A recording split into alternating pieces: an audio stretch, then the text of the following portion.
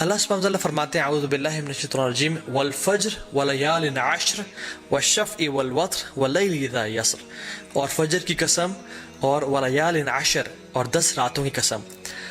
جمہور علماء کہتے ہیں کہ یہ جو 10 راتیں ہیں جن کی اللہ تعالیٰ قسم اٹھا رہے ہیں ان کی امپورٹنس اور ان کی گرینڈیوسٹی کی وجہ سے، وہ ذوالحجہ کی 10 راتیں ہیں۔ اور یہاں پہ راتوں کا ذکر کیوں ہے؟ کیونکہ اللہ سبحانہ تعالیٰ کبھی اپنے کلام میں راتوں اور دنوں کو انٹرچینج کرتے رہتے ہیں۔ جیسے زکریا علیہ السلام کی ایگزامپل میں دیکھ لیں، ایک جگہ پہ آتا ہے 3 دن کا روزہ رکھو اور دوسری جگہ پہ 3 راتوں کا روزہ رکھو۔ یہ ایلیکوینس میں شامل ہوتا ہے۔ اکثر علماء جمہور یہی کہتے ہیں کہ یہ 10 راتیں ہیں وہ ولیال عشر، وہ ذوالحجہ کی 10 راتیں ہیں جن کے بارے میں اللہ تعالیٰ قسم کھا رہے ہیں۔ والشفع والوتر واللیل اذا یسر۔ نا سبحان اللہ، یہ جو قسمیں ہیں نا، ہم دیکھیں کہ کتنی امپورٹنس ہے اور سیکوینس کیسا ہے ان قسموں کا۔ والفجر، اللہ تعالیٰ قسم کھا رہے ہیں فجر کی، which is best part of the day، which is best part of the day، which is the، اللہ کے میں کیا فرمایا؟ اللہم اجعل بارک لامتی فی بکورہا، یا اللہ میری امت کے لیے برکت ڈال دے فجر کے وقت میں، صبح کے وقت میں۔ تو this is best part of the day. بلکہ کچھ علماء تو یہ بیان بھی کرتے ہیں کہ یہ جو والفجر ہے نا ود الف لام، یہ یوم العرفہ کی فجر کی قسم کھا رہے ہیں اللہ تعالیٰ۔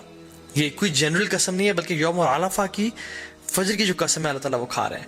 ولیال عشر، اور بہترین 10 راتوں کی قسم کھا رہے ہیں۔ پہلی قسم کھائی best part of the day کی، دوسری قسم کھائی best days of the year کی، اور تیسری قسم کھائی والشفع والوتر and by the odd and by the even۔ اللہ تعالیٰ best days in these 10 days کی قسم کھا رہے ہیں، which is the 9th and the 10th of حج، یوم العرفہ and یوم النحر، عید کا دن اور عرفہ کا دن۔ اللہ اکبر۔ اور پھر فرمایا واللیل اذا یسر، اور اللہ تعالیٰ یہاں پہ رات کے بہترین حصے کی قسم کھا رہے ہیں، which is the 3rd part of the night۔ اور پھر فرمایا حل فی ذلک قسم لذی حجر، یہ جو قسمیں ہیں نا یہ صاحب العلم والفضل کے لیے بہت بڑی بڑی قسمیں ہیں۔ یہ ان لوگوں کے لیے قسمیں ہیں جو کہ they possess intellect and knowledge. تو قرآن میں تو ان 10 ایام کے بارے میں آ گیا۔ حدیث میں کیا آتا ہے؟ عبداللہ ابن عباس رضی اللہ تعالیٰ عنہ فرماتے ہیں کہ اللہ کے نبی صلی اللہ علیہ وسلم نے فرمایا there are no days in which righteous deeds are more beloved to Allah subhanahu wa ta'ala than these days۔ اللہ اکبر۔ تو صحابہ were surprised، انہوں نے کہا یا رسول اللہ والجہاد فی سبیل اللہ، کیا اللہ کے راستے میں جہاد بھی؟ انہوں نے کہا ہاں، اللہ کے راستے میں جہاد کرنے سے بھی افضل یہ ان 10 دنوں میں کیے جانے والے اعمال ہیں۔ اب صحابہ نے جہاد کے بارے میں کیوں پوچھا؟ کیونکہ جہاد فی سبیل اللہ، اللہ اکبر، یہ اسلام کی چوٹی ہے۔ اٹ از یہ اسلام کی سربلندی ہے، اور اتنے فضائل ہیں مجاہد کے لیے کہ ہم امیجن نہیں کر سکتے۔ آج اب اگر اس پر بات کرنے لگیں تو ہماری راتیں گزر جائیں۔ لیکن صحابہ اور سب کہ جہاد سے بھی زیادہ، انہوں نے کہا جی جہاد سے بھی زیادہ۔ لیکن ایک ایکسیپشن دی کہ جو مجاہد، جو شخص جو اسٹرائیو کرنے والا ہے، وہ اپنے مال اور اپنے نفس کے ساتھ جائے اور اپنے تمام مال کو بھی لگا دے اور اپنی جان کو بھی قربان کر دے اور کسی کے ساتھ نہ لوٹے، تو اس سے بہتر کوئی نہیں ہو سکتا۔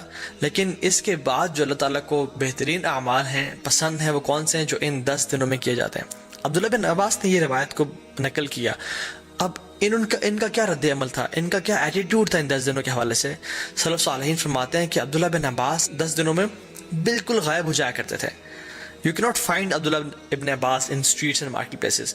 وہ اپنے آپ کو ڈیڈیکیٹ کر لیتے ٹو صلاح، ذکر، عبادات، تحلیل و تکبیر و تحمید اور تمام نیک اعمال کے لیے۔ ایک اور حدیث میں آتا ہے، اللہ کے فرمایا کہ there are no days in which righteous deeds are more beloved to Allah subhanahu wa ta'ala than in these 10 days، so recite a great deal of تحلیل و تکبیر و تحمید۔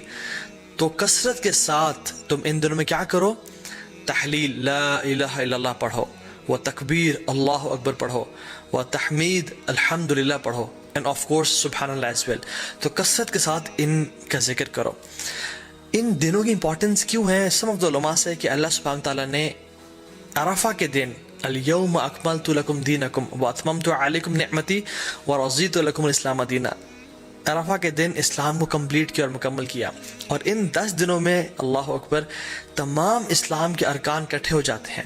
التوحید، شہادتین، لا الہ الا اللہ محمد رسول اللہ جو شخص پڑھنا چاہے پڑھے, اور لبیک اللہم لبیک لبیک لا شریک لک لبیک, انسان اللہ کی توحید کا اقرار کر رہا ہوتا ہے, نمازیں پڑھ رہا ہوتا ہے, حج کر رہا ہوتا ہے, انسان چاہے تو زکوٰۃ دے سکتا ہے ان مہینوں میں اور روزے رکھ سکتا ہے. تو تمام ارکان اسلام ان 10 دنوں میں اکٹھے کر لیے جاتے ہیں. ناؤ فاسٹنگ 2 days, کون سے 2 ایام ہیں جن کا اگر انسان روزہ رکھے تو 3 سال کے گناہ معاف ہو جاتے ہیں. Yes you heard me right, 3 سال کے گناہ معاف ہو سکتے ہیں اگر ہم 2 دن کا روزہ رکھیں. حدیث میں کیا آتا ہے, رسول اللہ صلی اللہ علیہ وسلم نے فرمایا کہ جو شخص عرفہ کے دن کا روزہ رکھتا ہے اللہ سبحانہ تعالیٰ اس کے پچھلے سال کے اور اگلے آنے والے سال کے تمام گناہ معاف کر دیتے ہیں. کچھ علماء نے کہا کہ یہ صغیرہ گناہوں کی بات ہو رہی ہے, لیکن سٹل تمام گناہ معاف ہونے کی بات ہو رہی ہے. اور یوم عاشورہ جو کہ محرم میں ہے, 10 محرم, جو شخص یوم عاشورہ کا روزہ رکھتا ہے اللہ تعالیٰ اس کے پچھلے 1 سال کے گناہ معاف کر دیتے ہیں. تو میں آپ کو ایگزامپل دیتا ہوں, اگر ابھی 1441 چل رہا ہے تو جو شخص عرفہ کا روزہ رکھے گا اس کے 1440 کے گناہ اور 1442 کے گناہ معاف ہو جائیں گے.